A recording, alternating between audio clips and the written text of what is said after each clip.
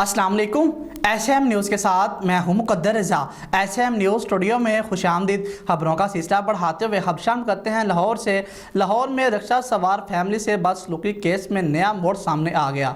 Police ने 2 मुलजिमान को हिरासत में ले लिया है, ताहम मुतासरा लड़की सामने आने के लिए तैयार नहीं है। इसी हवाले से मज़ीद तफसीलात बता रहे हैं एसएम न्यूज़ के नुमाइंदे मोहम्मद उस्मान। जी उस्मान, आगाह कीजिएगा इस हवाले से।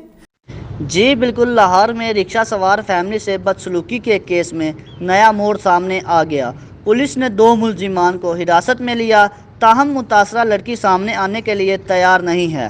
पुलिस के मुताबिक 14 अगस्त को सर्कुलर रोड पर रिक्शा में सवार लड़की से बदसलूकी के वाक़या की वीडियो मंजर-ए-आम पर आने के बाद पुलिस ने अपनी मुद्दत में मुकदमा दर्ज करके 2 मुलजिमान को हिरासत में लिया था।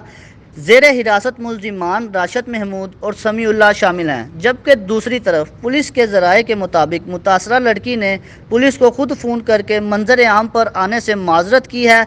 पुलिस की तफ्तीशी टीम लड़की को मुलजिमान की शनाख्त के लिए मनाने की कोशिशें जारी रखे हुए हैं। पुलिस अफसरान ने लड़की को ये यकीन दहानी भी करवाई है कि मुलजिमान की शनाख्त के बाद पुलिस खुद केस लड़ेगी। जी बहुत शुक्रिया उस्मान, तफसीलात से आगाह करने के लिए। अब तक के लिए इतना ही। मज़ीद खबरों के लिए देखते रहिए एसएम न्यूज़।